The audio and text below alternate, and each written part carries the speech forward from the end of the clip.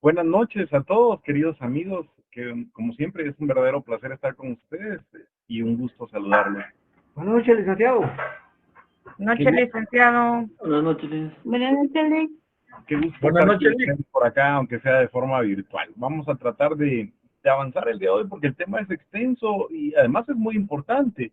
Así que quiero que logremos avanzar todo lo que se pueda en el horario o en el tiempo que tenemos asignado para la clase. Vamos a tratar el día de hoy sobre los principios del derecho tributario. Recordarán que en la última clase yo les decía que una de esas características que son necesarias para que una rama del derecho se considere autónoma es que la rama tenga sus propios principios. Y es que realmente es hasta cuando una rama del derecho tiene sus propios principios que las normas jurídicas de esa rama se interpretan distinto que en otras ramas, se crean distinto que en otras ramas y se aplican de forma distinta. Y eso es lo que la diferencia o lo que la hace realmente autónoma. Así que tenemos que entender, por ejemplo, en el caso del derecho tributario, qué es lo que lo hace distinto de otras ramas del derecho y por qué no simple y sencillamente se siguió estudiando dentro del derecho administrativo o dentro del derecho financiero, a pesar de que de esas ramas podemos decir que surgió o se separó, o se desmembró, o se originó. Para empezar, digamos que entendemos por principio. Y es que este tema de los principios, ustedes lo ven reiteradamente en todos los cursos que reciben, y creo que muchas veces no le damos la importancia que estos tienen. Digamos que cuando hablamos de principios desde el punto de vista jurídico, para nosotros los abogados, los principios son líneas directrices, son nociones básicas o fundamentales de una rama del derecho en específico. Por ejemplo, los principios del derecho penal son las nociones básicas del derecho penal. Los principios del derecho de trabajo son esas nociones básicas del derecho de trabajo y los principios del derecho tributario, pues eso, son las nociones esenciales, básicas o fundamentales del derecho tributario. ¿Y qué función cumplen o para qué sirven los principios? Pues los principios tienen una triple función. Los principios son aquellos que inspiran la creación de las normas jurídicas de esa rama del derecho, es decir, cuando se van a elaborar las leyes de esa rama del derecho, desde ese momento el legislador se inspira en estas nociones básicas para poder redactar las leyes de esa rama, en este caso del derecho tributario. Y ya que las normas han sido creadas, pues los principios son los que nos permiten interpretar esas normas adecuadamente y aplicar esas normas de forma adecuada, de forma correcta, podemos decir. Así que el tema de los principios resulta importante porque cumplen con una triple función. Se lo quise poner de forma gráfica de esta manera. Los principios tienen una función informativa. Cuando decimos informativa, ¿qué queremos decir? Bueno, estos principios, estas nociones básicas, son aquellas que inspiran la creación de las nuevas normas jurídicas. Eh, lo que ocurre normalmente para el surgimiento de un principio es que se crean las normas, la aplicación de esas normas jurídicas empieza a generar, digamos, dificultades, problemas o contingencias, y los autores, los juristas, empiezan a estudiar la problemática que se está dando, empiezan a buscar la esencia de la misma, el porqué de la misma, y de esa cuenta, eh, pues determinan que hay ciertas nociones que son fundamentales y que no fueron tomadas en cuenta al momento de la elaboración de esa norma jurídica.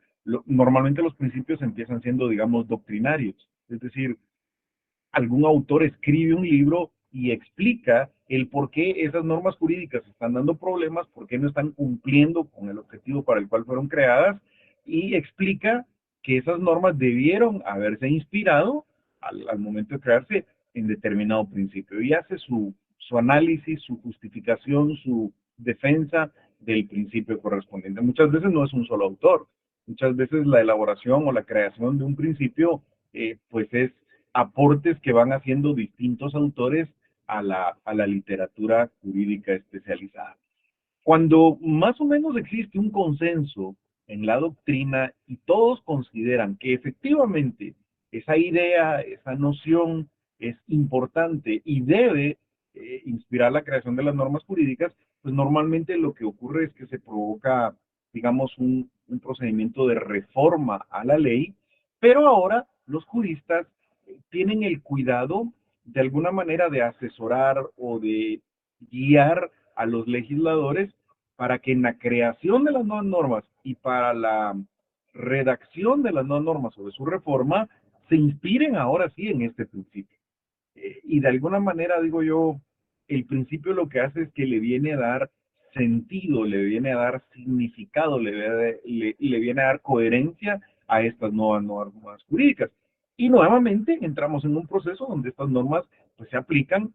Puede ser que algunos de estos principios no funcionen o no cumplan la función para el cual fueron postulados y eso generará pues el surgimiento de nuevos principios que sin lugar a dudas más adelante podrán generarnos pues de alguna manera nuevos principios o la reforma de las leyes de esa rama del derecho. Así que este es un proceso como progresivo, constante, cíclico, que lo que hace o lo que provoca es que los principios vayan inspirando la creación, la reforma y el perfeccionamiento de las normas jurídicas a través de esos estudios, a través de esas explicaciones que se van haciendo por los distintos especialistas. Cuando las normas jurídicas ya están creadas, con base o con inspiración a estos principios, normalmente lo que ocurre es que los principios pasan a cumplir dos funciones.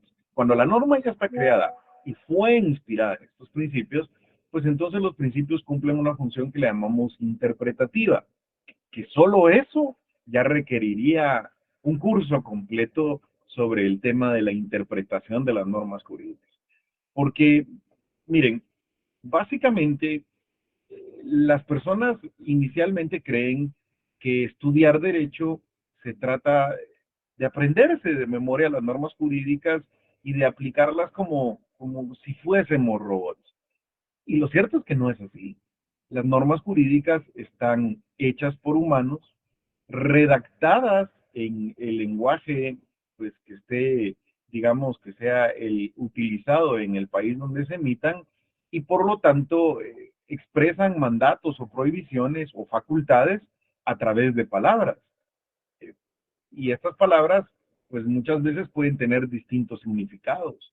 En ocasiones, una misma palabra en un distinto contexto puede significar incluso cosas completamente distintas. En ocasiones, eh, la forma en la que esté colocada la palabra en la oración, la puntuación, los demás párrafos, la estructura, pueden cambiar el significado o el sentido de algunas palabras o de la norma en su conjunto. De tal suerte que para aplicar las normas jurídicas correctamente, primero tenemos que interpretarlas. Y cuando decimos interpretarlos, esto significa que hay que encontrar el sentido, el significado de esas normas jurídicas. Algunos autores dicen, cuando vamos a hacer la interpretación de una norma jurídica, vamos a buscar el espíritu de esa norma jurídica o vamos a buscar qué es lo que el legislador quiso regular a través de esa norma jurídica que emitió y las palabras que utilizó.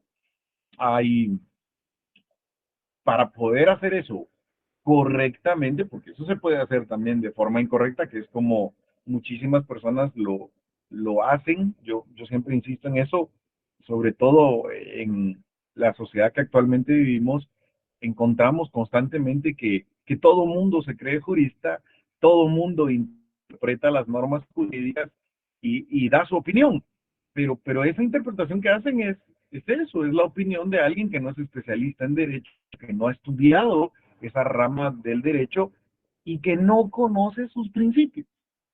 Y es que Si uno no conoce los principios que inspiraron una norma jurídica, difícilmente la va a poder entender adecuadamente y difícilmente la va a poder aplicar adecuadamente. De tal suerte que los principios nos van a permitir hacer una correcta interpretación de la norma jurídica. Una correcta interpretación solamente va a ser aquella que logra entender el sentido de la norma, logra interpretarla con base a los principios que la inspiraron, porque son esos principios los que inspiraron su creación y por lo tanto son la mejor herramienta para poder interpretarla adecuadamente. Y entonces, sí, cuando ya hemos interpretado una norma jurídica de forma correcta, procedemos a su aplicación, que realmente es otra fase. La aplicación es tomar esa norma jurídica y utilizarla para resolver un caso concreto de la vida real que se nos ha presentado, en el cual pues, esa norma resulte aplicable. Eh, claro, van de la mano. Yo no voy a aplicar bien la norma jurídica si no la interpreté previamente de forma correcta. Y tampoco puedo interpretar una norma correcta y luego utilizarla, por ejemplo, para resolver un caso en el cual no es esa norma aplicable, porque eso quiere decir que la interpretación realmente no fue hecha de manera correcta. De tal suerte que los principios cumplen una tercera función que creemos que es una de las más importantes, que es lo que le llaman la función reguladora, que incluso por su importancia, algunos principios llegan incluso a ser reconocidos en la propia ley. Es decir, el legislador consideró que era tan importante que para la adecuada interpretación y aplicación de esas normas que estaba decretando, eh, se regulara también de forma obligatoria los principios que inspiraron la creación de esa norma jurídica. Y a veces encontramos que en algunas leyes, los primeros artículos o dentro de su articulado, vamos a encontrar regulados principios. Cuando encontramos un principio regulado en una ley o en la propia Constitución, esto ya deja de ser una mera directriz doctrinaria o un acuerdo general de la doctrina y se convierte en algo obligatorio. Ya no es si queremos o si queremos hacerlo correctamente, utilicemos este principio, sino que al estar en una norma jurídica, ese principio se vuelve de observancia obligatoria y con ello el legislador se asegura de que la interpretación y la aplicación de esa norma se haga conforme a aquellos principios que lo inspiraron a crearla. Ahí decimos que el principio está cumpliendo una función reguladora. Por eso, la importancia de los principios es sumamente alta. De hecho, yo creo que siempre que uno empieza a estudiar una rama del derecho, lo primero que debe dominar a profundidad son sus principios. Porque si no entendemos los principios, no vamos a entender por qué se crearon las normas jurídicas de esa rama del derecho, no vamos a poder interpretar adecuadamente esa rama del derecho y lo peor, no vamos a aplicar adecuadamente esa rama del derecho.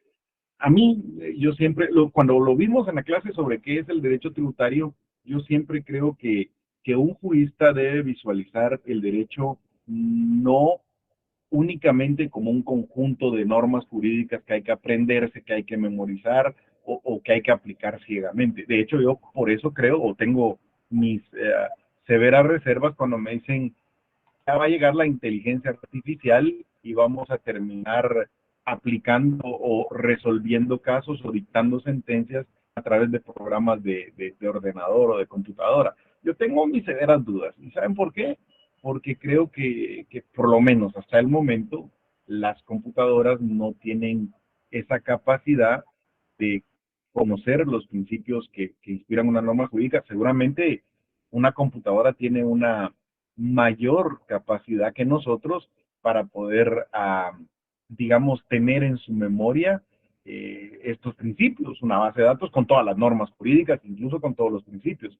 Pero lo que ocurre es que esa actividad intelectual de tomar la norma jurídica, entender qué es lo que la norma jurídica pretende regular, interpretarla adecuadamente, es una actividad intelectual que por lo menos hasta el día de hoy yo creo que que las computadoras no han logrado hacer. Quizás en un futuro, pues como va el desarrollo de la tecnología, puede hacer que en algún momento existan computadoras, programas o robots que lo hagan. Pero de momento esta es una actividad que solamente puede hacer un ser humano, porque solo el ser humano tiene no solo el conocimiento de la norma jurídica y del principio que la inspira, sino vamos a ver, esa virtud de querer utilizar la norma jurídica para resolver el caso concreto que se le ha planteado de forma justa.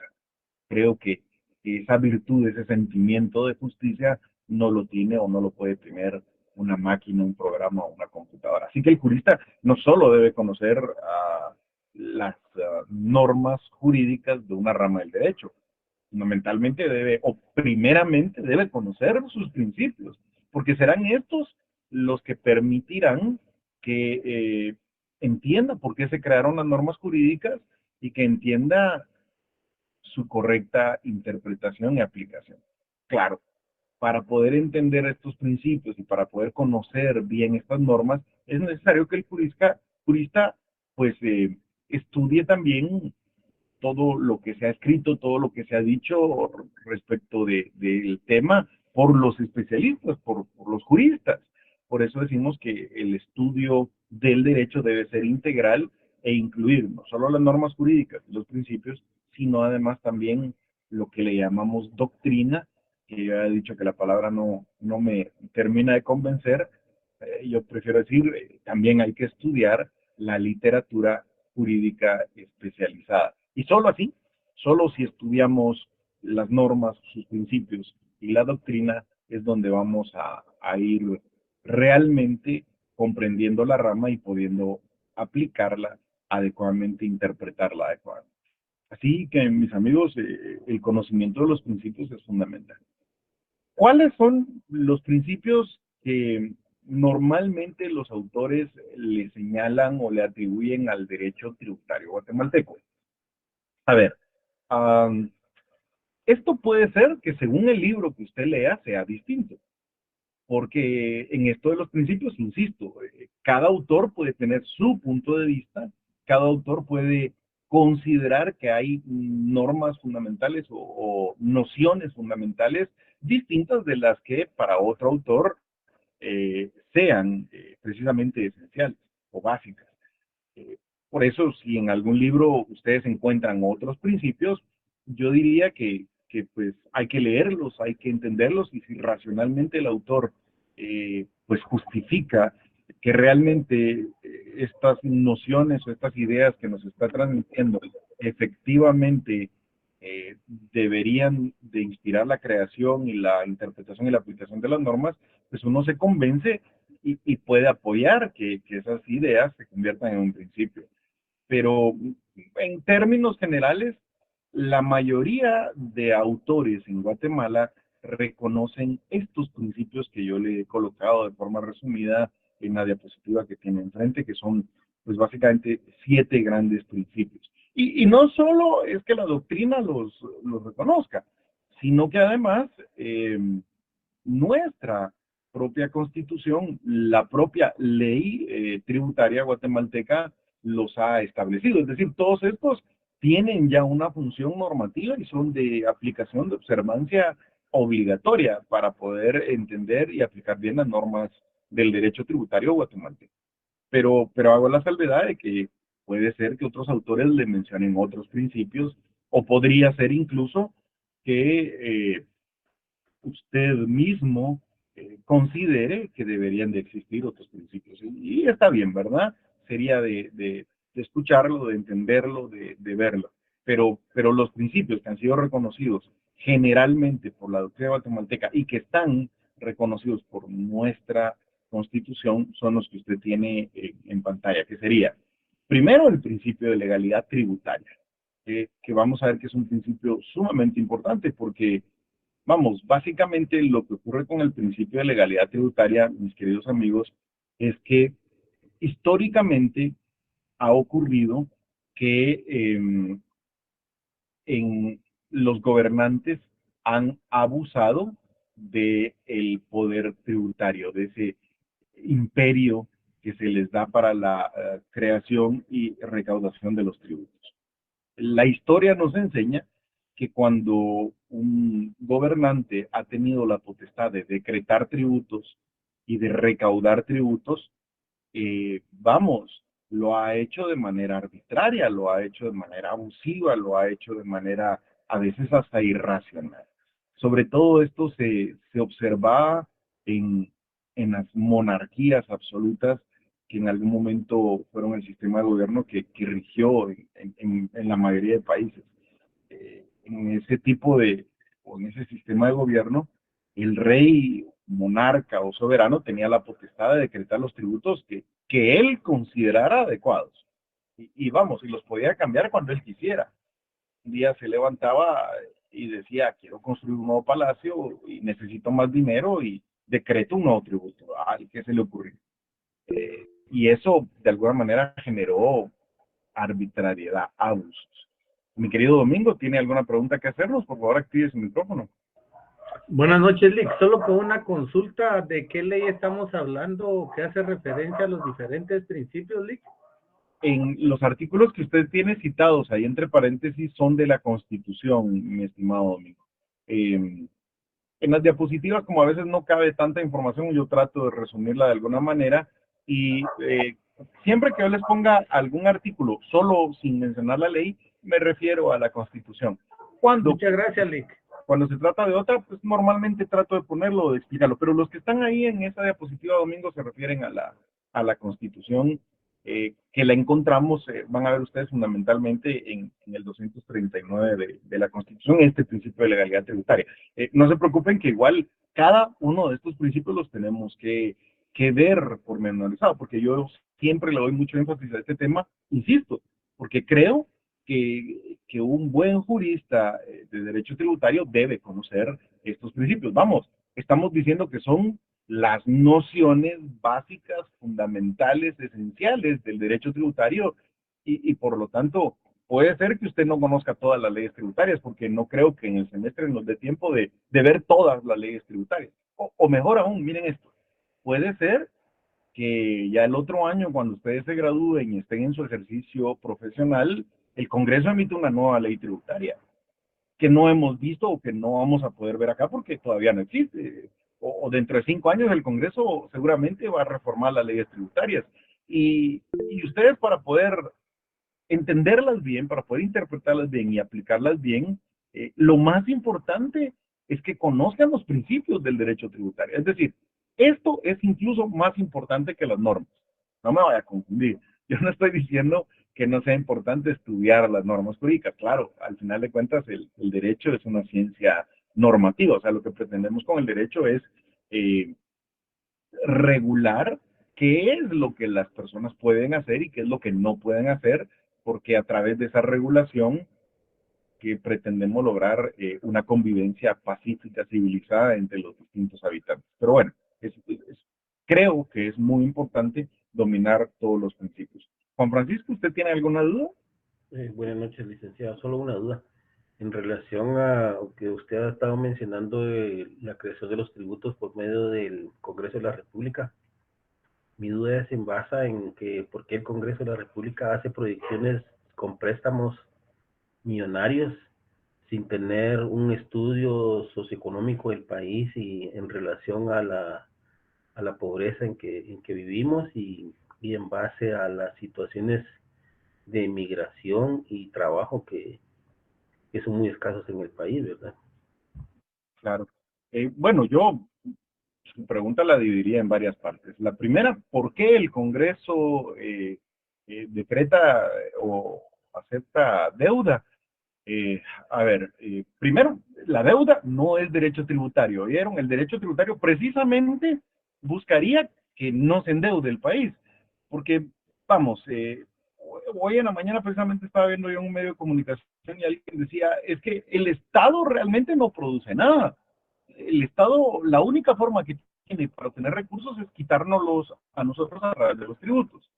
No estoy 100% de acuerdo porque ya vimos en derecho financiero que el Estado sí podría prestar algún servicio y cobrar por ello y de alguna manera diríamos que estaría ahí produciendo algo. Pero bueno, Lo que sí es cierto es que la principal forma de obtener recursos del Estado es a través de los tributos, y si todos sus ingresos los obtuviera a través de los tributos, pues no necesitaría de endeudarse, porque tendría suficientes ingresos.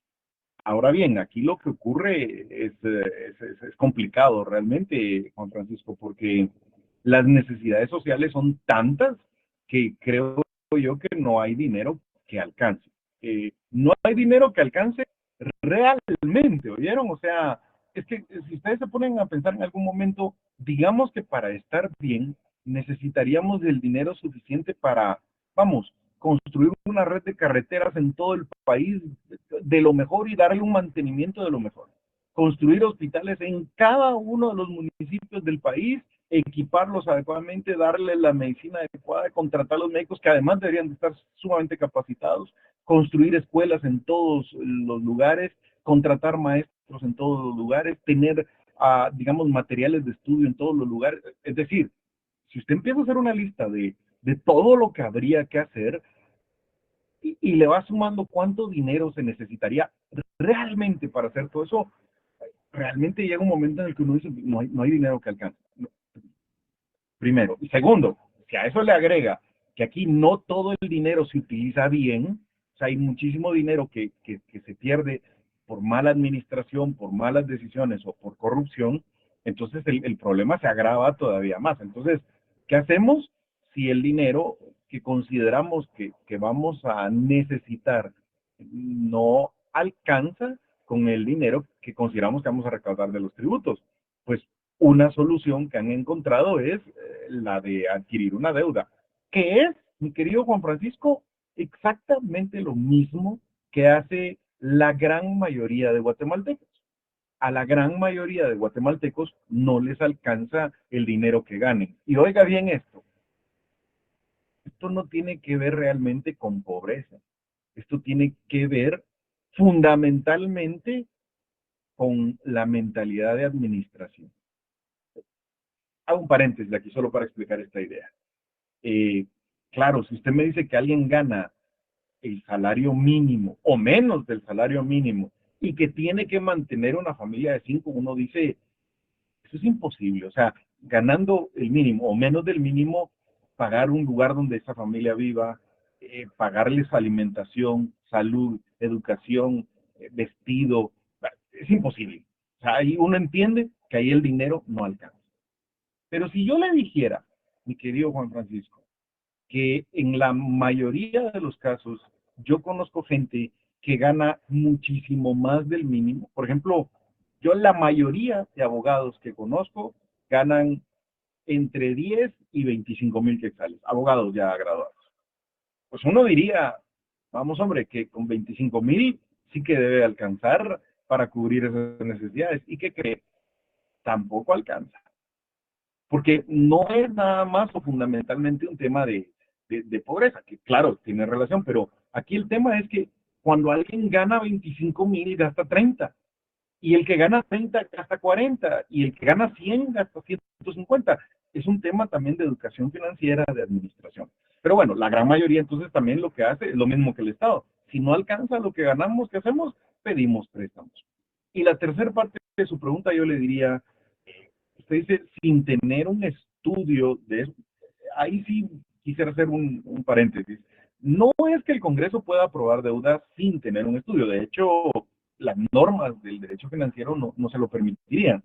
Para poder aprobar un préstamo el Congreso sí tiene que tener un dictamen del Ministerio de Finanzas y sí se hace un estudio por la Dirección de Crédito Público.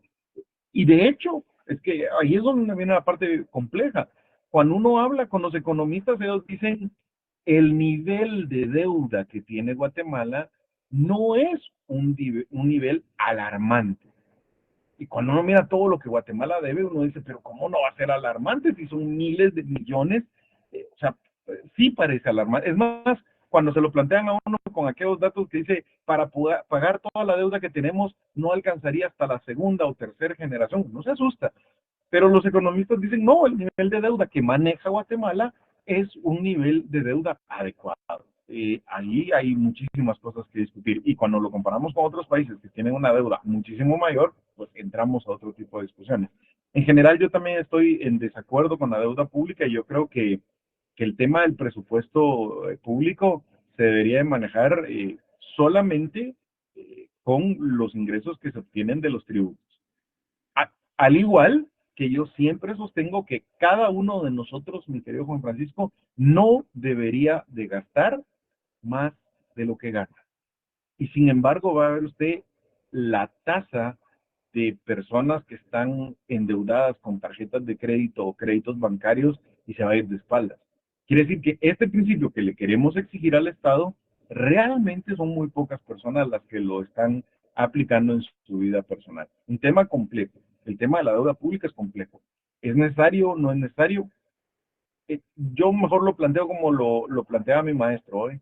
Él decía, la deuda no es buena ni es mala, sino que uno puede tomar una deuda inteligentemente cuando la necesita, o uno puede tomar una deuda como tonto sin necesitarla. Si usted me dice que alguien está endeudado con su tarjeta de crédito por consumos que hizo en McDonald's, Pollo Campero y el cine y discotecas, yo le diría que esa es una deuda tonta. Si usted me dice que alguien obtuvo un préstamo bancario para adquirir una vivienda, yo le diría que eso es una deuda inteligente, porque muy difícilmente uno va a poder comprar una casa si no es con un crédito bancario. Lo mismo pasaría con el Estado, si lo trasladamos al sector público. Yo le diría que, pues si el Estado se está endeudando para gastos innecesarios, superfluos o que no tienen sentido, es una deuda tonta y además es irresponsable de parte de los funcionarios que lo hicieron. Deberían de ser castigados incluso penalmente. Pero si usted me dice, mire, tenemos que hacer una construcción, por ejemplo, tenemos que construir un nuevo puerto en Guatemala y esa obra es necesaria para poder cumplir con la prestación de estos servicios públicos, pero el costo de eso son, por decirle algo, qué sé yo, 1.500 millones de quetzales y no los tenemos, pero nos están ofreciendo una deuda, un crédito que nos lo dan ahorita, podemos construir la obra y vamos pagándolo año con año a una tasa de interés, digamos, razonable, pues no se ve tan mal. El problema es de que se toman deudas innecesariamente, se utilizan para fines innecesarios y las tasas de interés que se pagan son ridículamente altas. Entonces, ahí es donde yo lo que diría más bien, Juan Francisco, es que el tema de la deuda está mal manejado, pero no solo por el Estado. Yo me atrevo a decirle que de los 147 que estamos conectados, óiganme bien, más de 100 tienen problemas con deudas de tarjetas de crédito. Y no los conozco, ¿eh? Yo le estoy diciendo estadísticamente así es. No sé si me explico, o sea, no importa cuánto ganemos, siempre gastamos más. Ahí está el problema. Claro, hay otro problema que también es muy grave. La persona que gana el salario mínimo, fijo que no le va a alcanzar. Eso es un problema distinto. Pero los que ganamos más del mínimo y no nos alcanza, ese es un problema de educación financiera que también hay que tratar. Por eso a mí me gusta mucho en derecho financiero mezclar un poco lo que es finanzas públicas con finanzas personales, que creo que eso nos falta bastante. Levi, Samuel, usted tiene su mano levantada también. ¿Quiere decirnos algo? Licenciado, buenas noches. Buenas Eh, noches. También se podría ver la deuda como un hábito, ¿verdad, licenciado? Que se da en muchas personas que ganando bien tienen ese hábito de siempre de andar prestando dinero. Sí. Y creo Sí, que yo, también se da en el gobierno. desde luego, yo diría que es un mal hábito, así lo definiría yo. Ajá, pero también yo tengo, me entró así una cierta curiosidad por saber qué piensa usted socioeconómicamente del salario mínimo. ¿Qué pienso del salario mínimo? Mire, tengo muchas opiniones o mucho que decir sobre el salario mínimo. Creo que no nos alcanzaría, pero básicamente le voy a explicar qué es lo que pienso. Yo estudié bastante de Derecho de Trabajo, de hecho mi maestría y mi doctorado es en Derecho de Trabajo, así que el tema me apasiona. Hoy la tesis de maestría es precisamente sobre el tema del salario. Eh, Lo que ocurrió es que durante la revolución industrial hubo un abuso de parte de los patronos, donde exigían de los trabajadores eh, condiciones de trabajo extremas, o sea, jornadas de trabajo de hasta 18 o 19 horas en situaciones o en condiciones insalubres, peligrosas, trabajo de menores, trabajo de mujeres, y la remuneración era miserable. Entonces, ese abuso que se dio durante la Revolución Industrial generó la necesidad de crear normas jurídicas que protegieran al trabajador. El derecho de trabajo es tutelar de los trabajadores, que lo protegieran para poder compensar la desigualdad económica en la que se encuentra con relación al patrono. ¿Y eso qué quiere decir? Que bueno, la necesidad económica que yo tengo de alimentar a mi familia y de sobrevivir me puede hacer, de hecho me hace que yo acepte condiciones que no aceptaría si no tuviera esa necesidad. O sea, si yo realmente no tuviera necesidad y un patrón no me dice, le ofrezco trabajar 18 horas y pagarle 2,000 quetzales, ni loco lo aceptaría. Pero como tengo necesidad, pues termino aceptándolo. Y eso es realmente en esencia lo que ocurre en el derecho de trabajo. Los trabajadores no tienen, digamos, una facultad de negociar libremente, porque la necesidad económica que poseen es tan grande que terminan aceptando condiciones injustas, inhumanas a veces. Entonces, hay necesidad de crear normas tutelares que los protejan. Y una de esas normas es establecer un mínimo, que el patrono le dice, usted puede contratar a los trabajadores que quiera, pero a cada trabajador, por lo menos, le tiene que pagar tanto. Yo estoy 100% de acuerdo con la idea de salario mínimo. Eh, con lo que no estoy de acuerdo son con dos cosas, antes de darle la palabra al otro compañero. Dos cosas con las que no estoy de acuerdo con el tema del salario mínimo. El primero, el primer tema, no estoy de acuerdo con la manera en la que este salario se fija, porque básicamente el salario mínimo lo fija el Estado de forma arbitraria, y eso sí me parece peligroso. Creo que deberíamos de tener un mejor sistema de fijación de salario mínimo, pero creo que debería haber salario mínimo. Segundo, no estoy de acuerdo con la hipocresía. Le explico brevemente el tema de la hipocresía, como yo lo creo. Todo el mundo cree que es correcto exigir que los dueños de empresa paguen salario mínimo. Y cuando uno los escucha, lo defienden con vehemencia. Oye, o sea, es una barbaridad que en una empresa no paguen ni el salario mínimo. Así. Pero cuando a uno le toca que pagar el salario mínimo, por ejemplo, no sé cuántos de ustedes tienen una empleada doméstica y le pagan su salario mínimo. Pero sí le puedo decir algo. Estadísticamente, si digamos que 100 de ustedes tienen empleada doméstica, yo le puedo asegurar que los 100 no le pagan el salario mínimo en Guatemala. Mire qué terrible es. O sea, estamos hablando de que para exigir que otros lo hagan, sí somos muy buenos. Pero cuando a nosotros nos toca que pague el salario mínimo, ¿sabe qué me dice la gente? No, hombre, Lito, si es una empleada doméstica, yo no puedo pagar esa cantidad de dinero. Entonces no tengan, haga como yo no tengo empleada doméstica. Esa es la segunda parte que a mí no me gusta del salario mínimo, que creo que hay demasiada hipocresía en ese tema. Que eso me pasa justamente, lo mismo me pasa con la gente que es luchadora de la justicia social o del socialismo, porque la gente dice, es que es injusto que haya gente que gane tanto y ese dinero se debería repartir entre toda la población, habría que redistribuirlo, habría que repartirlo. Todos son comunistas cuando es el dinero de otros. Pero cuando uno le dice, ah, sí, ok, entonces usted sí estaría de acuerdo que el Estado le quite su casa y se la dé a alguien más. No, eso ya no. O sea, todo mundo es socialista con los bienes de otro, pero cuando tocan lo de uno ya no le gusta. Esa parte de la hipocresía es la que a mí no me gusta en el salario mínimo o en muchos otros temas, oye, mi querido Levi. A ver, por orden, Gabriel, Alejandro y luego Juan Francisco. Gabriel, usted me dice. Muy buenas noches. Muy bien,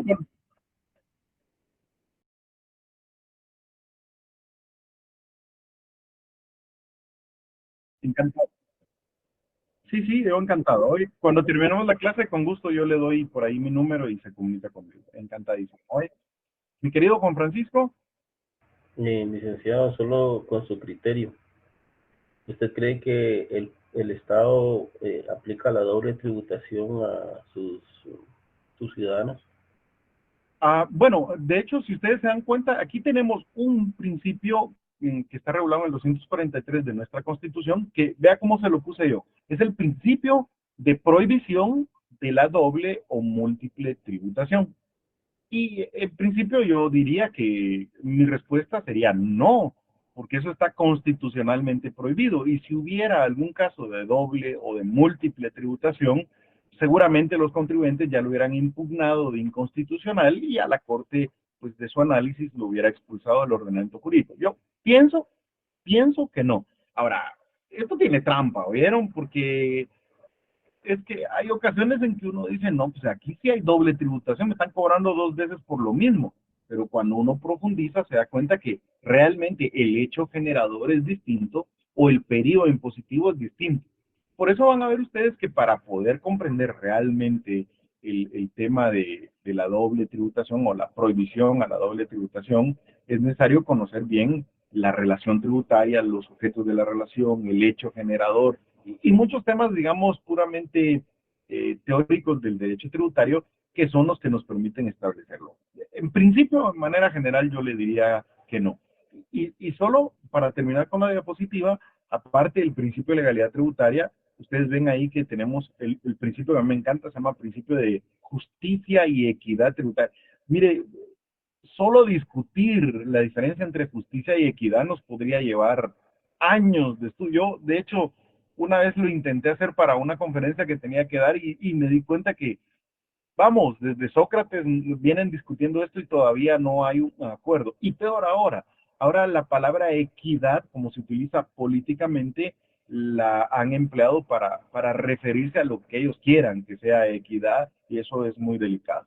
Pero bueno, hay un principio constitucional que se llama el principio de justicia tributaria y de equidad tributaria que tenemos que ver a qué se refiere en cuanto al derecho tributario. Está el principio de igualdad y generalidad, que ustedes, estos principios ya los conocen en otras ramas del derecho, pero nosotros lo tenemos que ver enfocado al derecho tributario. El principio de capacidad contributiva es muy importante. A través de la historia del derecho tributario se han creado tributos en los cuales a la persona se le cobra más de lo que puede pagar o se le cobra un tributo tan alto que realmente lo termina despojando de todos sus bienes. Y entonces ya no es un tributo, eso ya es una confiscación o una expropiación de bienes que han sido tan terribles a través de la historia. Por eso, mire esto, el principio es que el tributo, para fijarse, debe tomar en cuenta la capacidad contributiva o la capacidad de pago que tenga el contribuyente, y el hecho generador tiene que ser un hecho que denote esa capacidad contributiva. Ya vamos a profundizar en eso. Está el principio de no confiscación. Ningún tributo puede ser, vamos, tan oneroso que le prive a las personas de todos sus bienes o que termine confiscando esos bienes por el no pago del tributo. Ahí tengo algunas de mis reservas porque aquí hay multas que son realmente, me parecen confiscatorias. Está el que habíamos mencionado de la prohibición a la doble o múltiple tributación, y está un principio que aquí adquiere una relevancia especial. En el derecho tributario, la irretroactividad de la ley tributaria es muy importante. ¿Y saben por qué? Porque las leyes tributarias cambian constantemente. Entonces lo que ocurre es que si el contribuyente está cumpliendo con sus obligaciones con esta norma jurídica y el Congreso la cambia y le quiere aplicar la nueva norma, eso generaría inseguridad, porque yo estoy cumpliendo con mis obligaciones, pero con este marco jurídico. Lo que pasa es que me lo cambiaron. Pues bien, ese cambio me lo pueden exigir desde el momento en que cobre vigencia para adelante, pero en los tributos que se generaron o cuando el hecho generador se haya generado antes, no me lo pueden exigir. Así que eso es lo que le llamamos el principio de retroactividad de la ley tributaria. Como verán, en las siguientes dos clases vamos a tener que ocuparnos de estudiar cada uno de estos principios. Y más o menos por ahí, mis amigos, vamos a ir agotando, digamos, el contenido del primer parcial con este tema de los principios.